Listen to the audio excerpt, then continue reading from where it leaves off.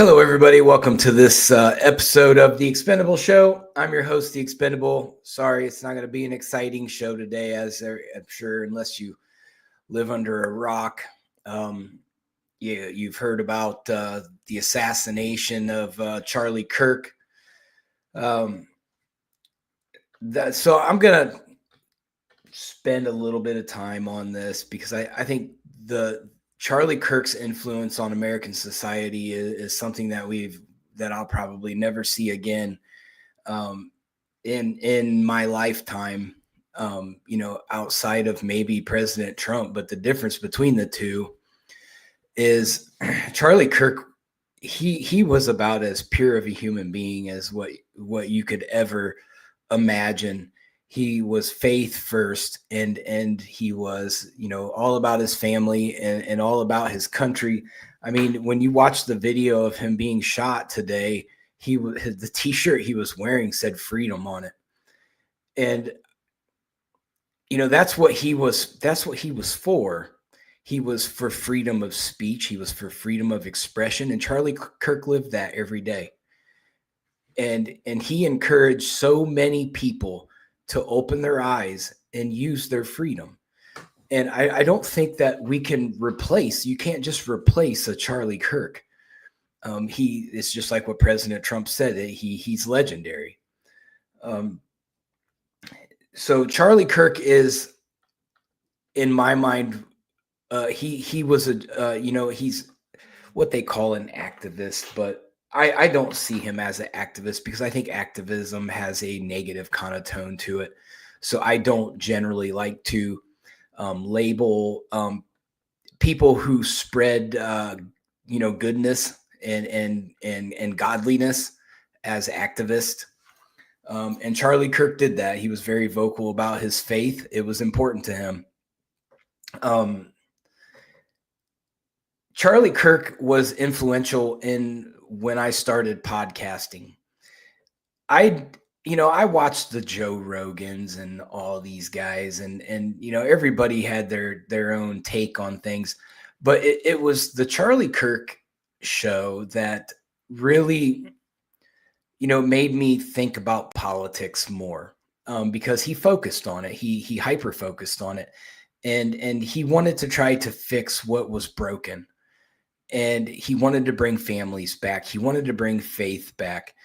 So that's what motivated me. It wasn't Joe Rogan or some of these other podcasters out there. It was Charlie Kirk. And so this one, it hurts a little bit. And, he was a great human being, and he's irreplaceable.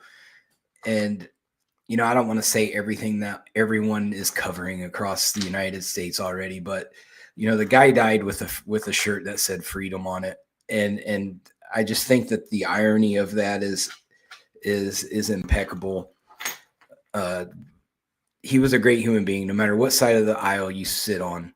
Charlie Kirk brought crowds, and he brought controlled debate, and he brought thought, and he challenged your mind.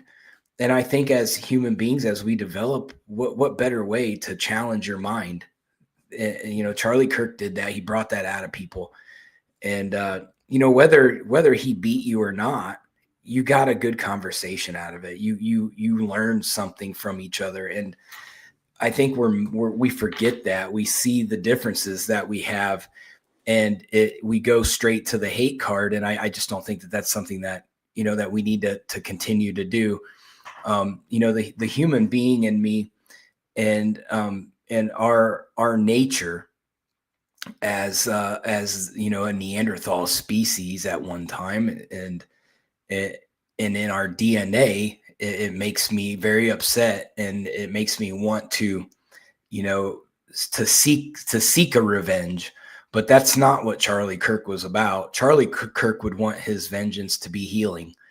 And so as we move forward from, this horrific event, I think Charlie Kirk would want everyone to heal and to shine a light through all of this. If he dies, it shouldn't be in vain. There are lessons to learn. Um, I don't understand the people out there that are saying horrific things. Charlie Kirk is a human being. It's just like horrific things were said about the Ukrainian woman that was stabbed, earlier this week. I don't understand how we haven't moved on from our Neanderthal ways and learned that, taking human life isn't acceptable anymore. This isn't the way to do it anymore. There are constructive ways to do things, and we're not doing it. We're not evolving as a society. We're regressing. We're regressing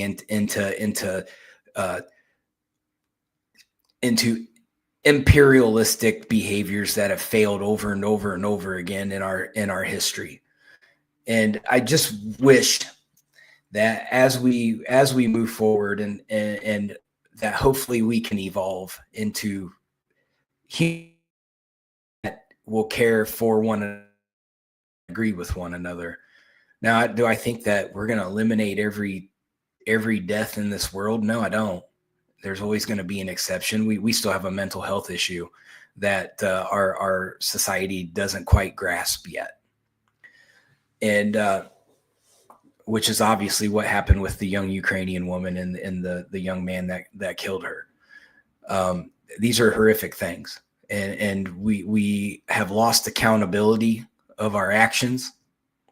Hi, G, bro. It is a sad day, very sad day. But I think we need to bring accountability back.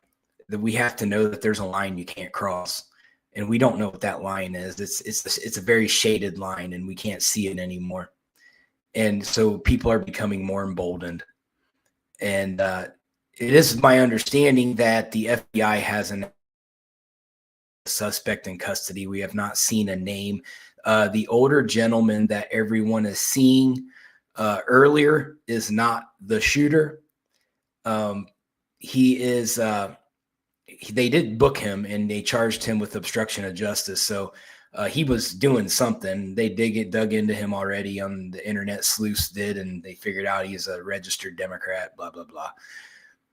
In my opinion, it doesn't matter who did it. The matters is that we have seen so many assassination attempts, and now an assassination. Two politicians in Minnesota, Charlie Kirk, Donald Trump attempts twice. Where's our intelligence community? Where's our protection? Where's the healing? When can we hold people like Alexandria Ocasio-Cortez and Jasmine Crockett accountable? When can we hold people like Tim Walz accountable? And anybody else, even on the right, if they're speaking these things, they need to be held accountable because they have followings out there. You don't see Charlie Kirk get on TV and go, "We need to have an uprising against the left." That's not what he says. He preaches knowledge and he preaches understanding and love. And that when you're a politician, especially on the left, because we are in that time where the left is the violent right now. Not saying every situation is lefty's fault, but right now the majority are leftist. But they refuse to hold their base accountable. They refuse to hold their politicians accountable. This young progressive movement doesn't understand that there's consequences to their actions. And I think that President Trump needs to take this and say enough is enough. I want to see President Trump, and he's been very quiet. He did announce his condolences and announce that Charlie Kirk had passed. But I do think that at the end of the day, I think President Trump needs to take advantage of this horrible situation and lay the hammer and bring accountability back and start arresting judges that don't want to hold people accountable. I know that there's some constitutional issues when it comes to that. And I know that the likelihood of that happening is very slim, but I think that that's what it's going to take. These district attorneys, these judges that just continually let people out to continue to commit these crimes. There's no bail or no cash bails, all the soft on crime stuff that's going on. I mean, it's ridiculous. And I just don't know what to. I was talking to my ex-wife in depth about this today, and she's mad and she's ready to go to war with everyone, and I don't think that that's the answer. But I understand how she feels. I understand why she feels that way. But that's not what Charlie Kirk would encourage. Charlie Kirk would not want us to behave like that in his name. He would want us to turn to our faith and put it in God's hands. And I feel bad. And I sent my friend who he's the GOP assistant secretary here in Georgia. I sent him a text today, and because he's a young man, and he's a young conservative man, and he travels to these college campuses and talks. And so I text him and I said, Jaquan, I want you to make sure that you stay safe, and this is what happened, and you're in that category. So hopefully we can keep some of these people that are trying to do the right thing out there. We can keep them safe. And it's a horrible situation, and it's going to take me a few days to really process things, and I'm hoping that we can get some more information. I think President Trump needs to be very transparent with this case. And I know we haven't done a good job as a federal government of being transparent, even under Trump's administration, especially about the assassination attempts. I think we need to unload on those and dump all that information and hold the people accountable. I don't care if it's the Ayatollah of Iran. I don't care if it's Nancy Pelosi. Like dump them out there, because we need to know who the tyrants are. The American people need to know who the tyrants are.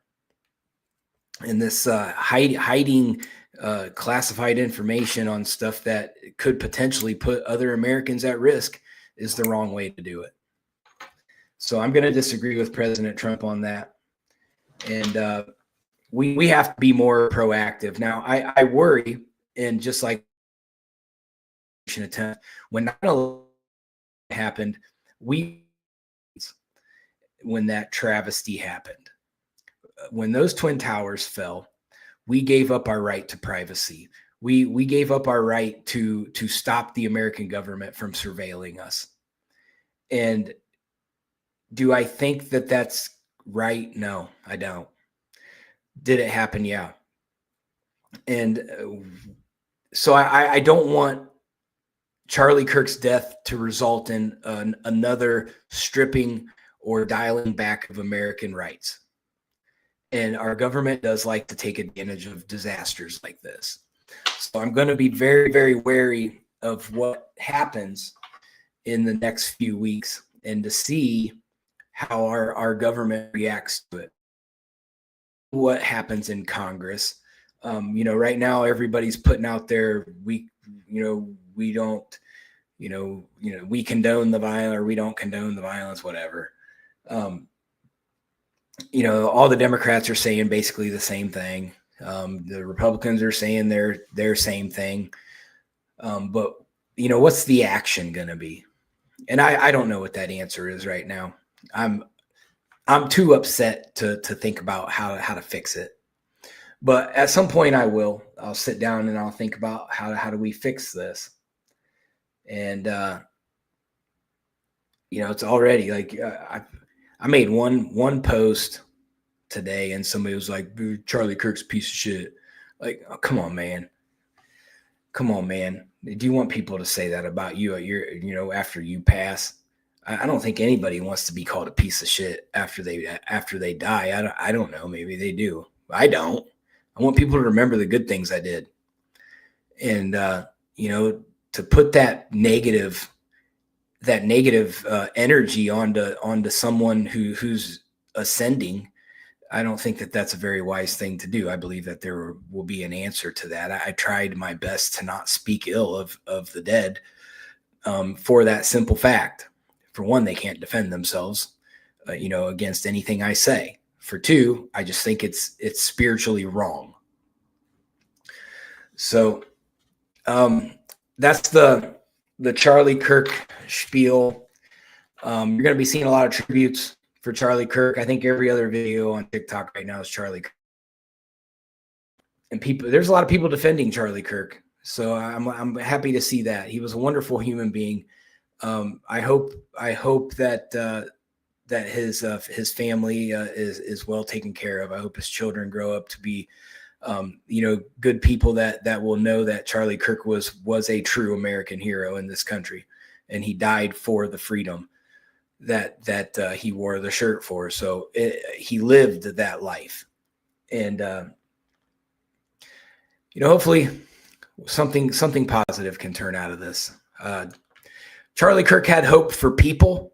That is something that I can't do, and so I looked up to him because he was kind to everyone, no matter what. And it's something that I just, it's tough for me to do because I've seen so much evil in this life. And, and a lot of the things that I've seen and been a part of in my life is I've seen what the devil looks like. And, sometimes, it takes somebody like Charlie Kirk to kind of pull you out of that. And, hopefully I can follow in his footsteps a little bit in my own way and bring some peace to people. But we'll see what the future brings. And, we'll move on to, the little bit of news that doesn't really matter right now, but I'm going to cover it anyway. So also this week, we had a situation with Russia and Poland. So now I have to talk in my big boy voice because my sad Charlie Kirk voice is gone. And I've got the news on, and that's all they're talking about. So if anything pops up new, I'll make sure and let you guys know. But at least 19 Russian military drones, some launched from Belarus, entered the Polish airspace during a large-scale assault on Ukraine over the last 2 days. This was according to Poland and NATO officials. The incursion, described by Warsaw as a deliberate act, has raised concerns about the potential escalation of the war into NATO territory. I don't know what Putin's doing anymore. I'm starting to doubt his ability to end this. I'm a little bit worried now. I had a little bit of hope that he would come to his senses, but it appears he's trying to escalate, and I don't understand what he's thinking now. Polish and Allied aircraft responded quickly. Several of the drones were intercepted by Polish F-16s, supported by Dutch F-35s. Italian AWACS surveillance planes and NATO aerial refueling units. At least 8 drones were shot down. So this is a situation where they were far enough into Polish territory to where they had to shoot them down. I think that it's not an accident anymore. It's not maybe it was an accident kind of situation. I think we're looking at deliberate scenarios. So Prime Minister Donald Tusk, who is a supporter of Donald Trump, a friend of Donald Trump, he condemned the incident as a large-scale provocation to European security since World War II. In response, Poland invoked Article 4 of the NATO treaty, which provides for urgent consultations among member states when nations' territorial integrity is threatened. So I think Poland had every right to do that. I'm glad that they acted swiftly. Before, I don't know if those drones were armed or not, but I'm glad that they were able to act swiftly and be efficient. So good job, Poland. NATO emphasized that Article 4 consultations do not automatically trigger military action under Article 5, which treats an attack on one member as an attack on all. So they basically said, hey, we're at Article 4, but we're not quite at Article 5. So everybody just chill for a minute. We took care of the situation. There's no other threat. So it's good that they weren't quick to escalate it, which they could have, but they didn't. So that was good. Poland's military issued alerts across eastern regions, including Podlaski, Mazowiecki, and Lublin, mobilizing air and ground defenses and urging civilians to remain indoors. NATO also scrambled jets and coordinated closely with Polish forces. NATO Secretary General Mark Rutte called the drone penetration absolutely reckless, while reaffirming NATO's commitment to collective defense. European leaders, including European Commission President Ursula von der Leyen, who I am not a fan of, described the incident as unprecedented and called for additional pressure on Moscow and stronger air defense systems across the continent. Ukrainian President Volodymyr Zelensky, he warned that the episode sets an extremely dangerous precedent and urged NATO to take divisive action. Zelensky is baiting everybody to go to war with Russia. This guy has neither side really is serious about doing anything other than fighting. So, I've got my doubts about both of these guys.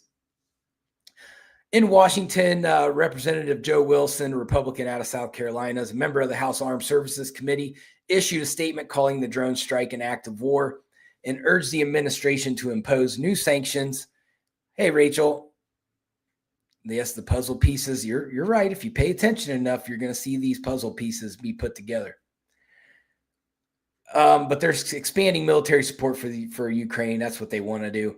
While NATO allies broadly agreed the breach was not accidental, leaders stressed the alliance's immediate response would remain diplomatic. Analysts say the scale and coordination of the drone incursion appeared to test NATO's defenses, while Poland's robust military reaction, backed by allied forces, was intended to demonstrate a resolve. Now, this isn't anything new, though. Russia likes to test the waters. They will fly their bombers close to Alaska. They do this all the time. They'll let their subs pop up over by England. They do these little things, like they had a sub pop up off the coast of the Atlantic Ocean outside of, I believe it was South Carolina. So this isn't nothing new. Russia likes to kind of just pop up here and say, hey, here we are. What are you going to do? And so, do I think it's childish? I think they need to quit doing it. I just don't understand Putin. But like I said, the guy's very intelligent. So there's a method to his madness. I just don't know what his play is. And I'm sure President Trump is probably working on communicating with Putin, although I'm not real sure that we're seeing any results out of that. So I'm almost to the point where, either let's just hammer them in sanctions until they go broke, or just stop messing with them. One of the two.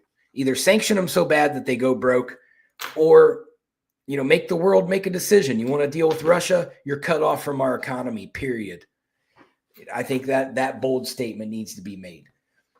President Donald Trump said on Tuesday his administration is continuing negotiations to address trade barriers with India, and that he would talk to Prime Minister Narendra Modi and assign a deal maybe imminent after weeks of diplomatic friction.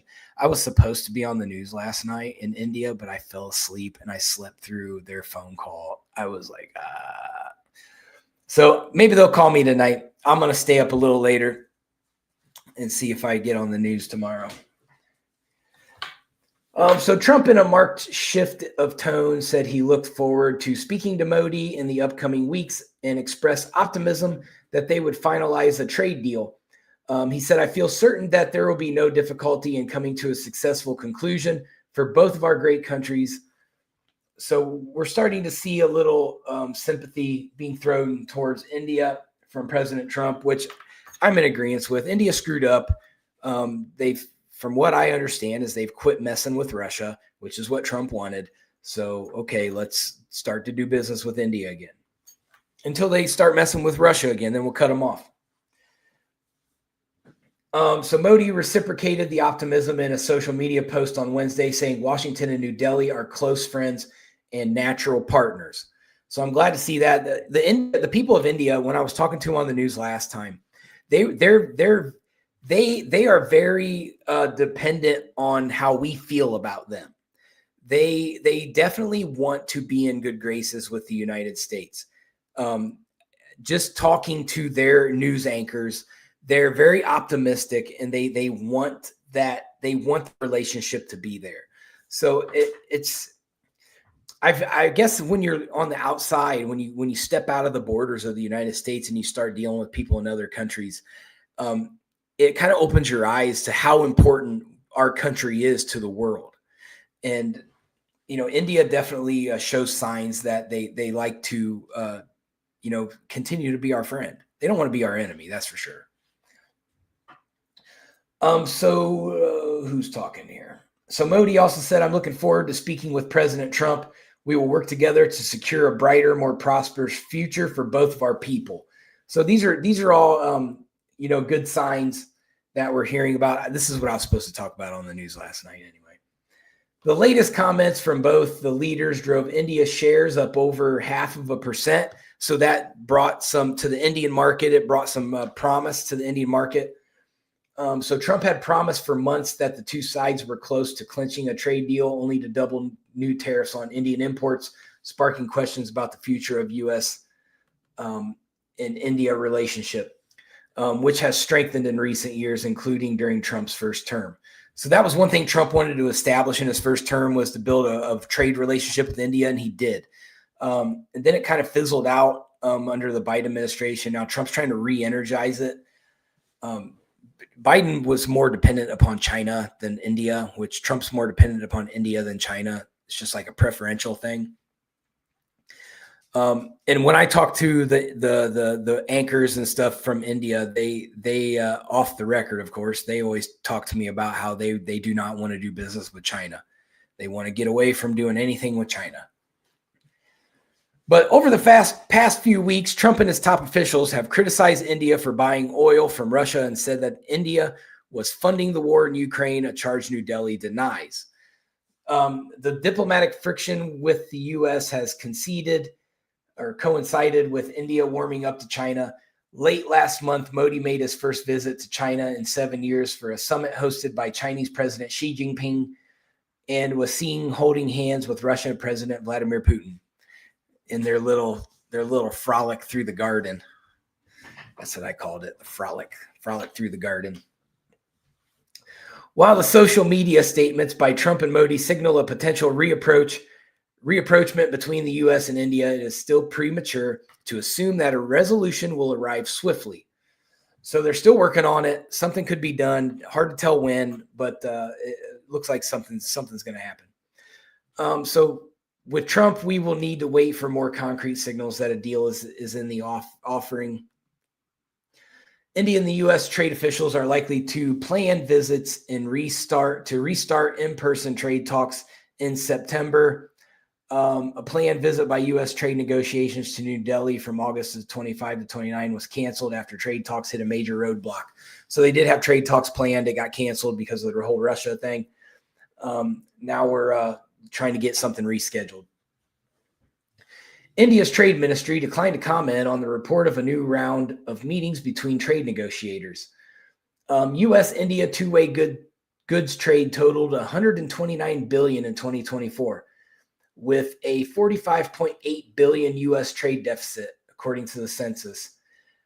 Trump last week said India had offered to reduce its tariffs on U.S. goods to zero, adding that the proposal was late and the South Asian country should have lowered its duties years ago.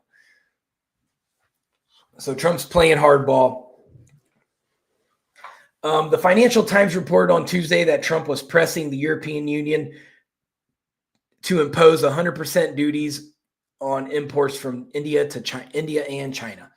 So when this deal gets done, think about where our economy's at right now. And I know I didn't do statistics today, but we're still hitting records like every couple of days on the Dow Jones. So when this trade agreement gets done eventually, think how big it's going to affect our markets when we have a really favorable trade deal between us and in India. We're going to hit probably 46,000 on the Dow Jones. That's my prediction anyway. I think we're going to hit 46,000 as soon as that hits. We might even get there before that, the way our economy is starting to take off. So former President Kamala Harris's criticism Former Joe Biden in her newly released book that I'm sure is going to be a New York Times bestseller that she'll buy all 5,000 copies that's required to be a New York Times bestseller. So she is so they're basically, the Democrats are basically telling her that you're not relevant, and that was from some unnamed people in the Democrat Party said this is Kamala's effort to try to be relevant, and she's just not relevant. She is trying to rebound herself, and I will say it to her directly. Kamala Harris is irrelevant. President Trump defeated her soundly. It was a landslide victory, a knockout from President Trump, an embarrassing loss for her and the Democrat Party.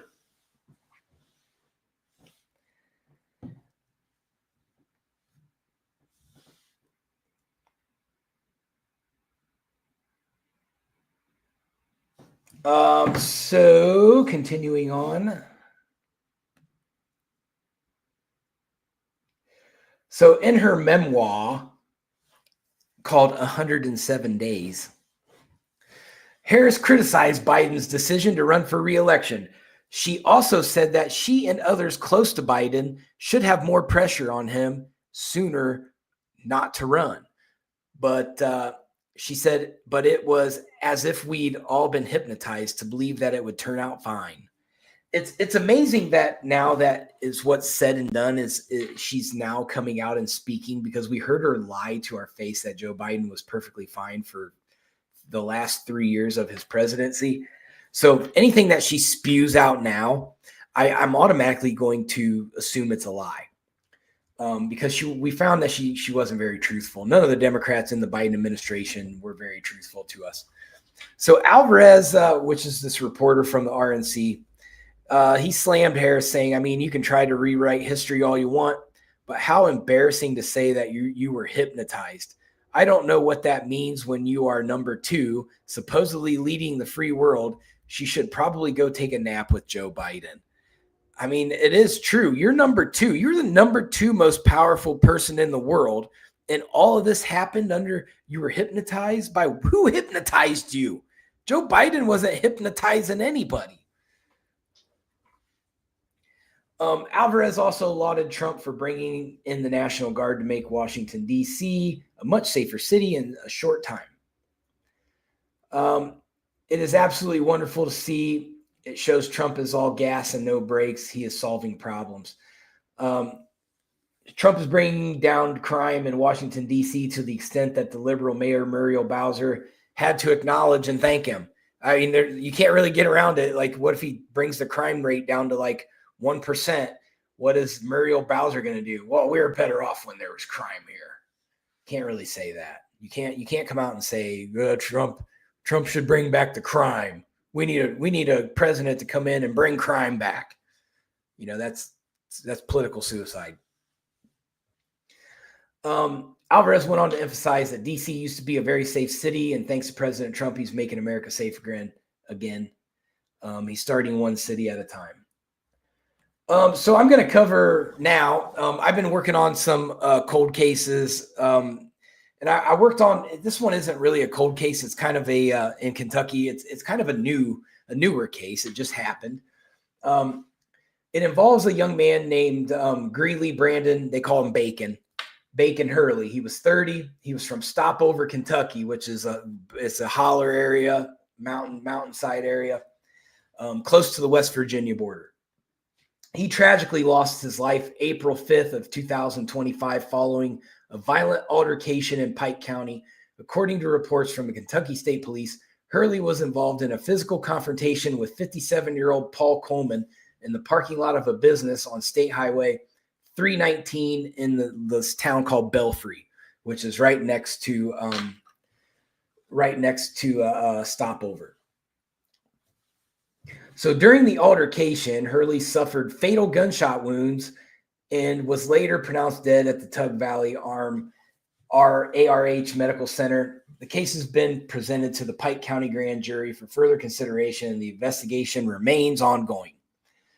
So he was remembered fondly by his community and family. He was known for his work in construction. He worked in the mines too. He was also a devoted father and fan. He was a big fan of the Kansas City Chiefs. His dad told me that. His obituary paints a picture of someone deeply loved and missed by many. So when I made a video and talked about this on TikTok, and I've been in contact with his dad for some time, and before I did the video, and probably a couple months now. But his dad has sent me all the information that I need. So what I just read to you is what ChatGPT says.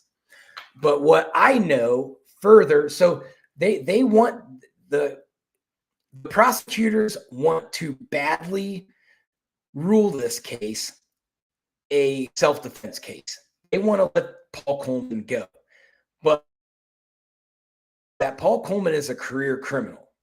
What they don't tell you is that Bacon was shot in the back, amongst other places. I saw the autopsy pictures. He looks like he was beaten and then shot in the back. This was a murder, in my opinion. I don't know how they're gonna be able to say this wasn't a murder. Maybe simply because they made sure their media didn't really cover the story all that much. A lot of people were in Pike County were like, we didn't even know this happened, or well, we thought this was just a nothing. And now that we're bringing this to light, people are going, oh man, Bacon was a good guy. He didn't deserve this. I'm seeing all this good, positive feedback of how good of a guy he was. And rightfully so. His dad's an awesome guy. So I can only imagine his son was probably just as cool as his dad is. So I really am kind of passionate about this case because it's, for one, it's current. For two, this case highlights the issues that I deal with. So Paul Coleman is very good friends with the judge, Robbie Wright. Okay. Robbie Wright is, in my opinion, is an organized crime boss. This guy is the root of most of the crime. He was involved in this human trafficking ring with this guy, Tony Baker. He was involved in drug trafficking. I can tell you exactly who his dealer is, and it's another lawyer that's in town. So I've got text messages that prove it. But this guy runs an organized crime ring, and he's a horrible human being. He has affairs. He may be involved with some minors there. We're still working on getting that confirmed. Everything corrupt you can do, this guy's doing it. And he's been getting away with it for a long time. So this Paul Coleman, he sends me a message this morning on TikTok. And he says, I'm going to make sure something along the lines of, I'm going to make sure you get in front of Robbie Wright in Pike County Court and see how much you like that. And I was like, whatever, man. You just outed yourself that you're going to use your influence with Robbie Wright, the judge, to get me stroked in court, even though I live in another state. So you can't just make me go to court in Kentucky. They should probably understand how that interstate stuff works. They would have to petition Georgia, and Georgia will fight it and say, no, if you want to sue them, you sue them here. And they're not going to do that because they don't have any pull here. So, and plus I didn't commit any libel. I just reported a news story. So, but I do believe, in my opinion, that Paul Coleman killed this guy. And I'm hoping, with very little hopes of success, that the prosecutors are going to prosecute him for murder, like they should. Now, they just arrested a guy for murder. You wouldn't believe how many murders happen in this little rural area. They just arrested a guy for murder yesterday. Another case that I was getting ready to do. But they end up arresting the guy that I had assumed did it. So, there's these good old boy towns have been lawless for a long time because the law is part of the problem. So, and I know I've had all my journalism friends have been getting a hold of me all day and said, Eric, you need to really tone it down. These guys are going after people that are trying to bring the truth out. I get it.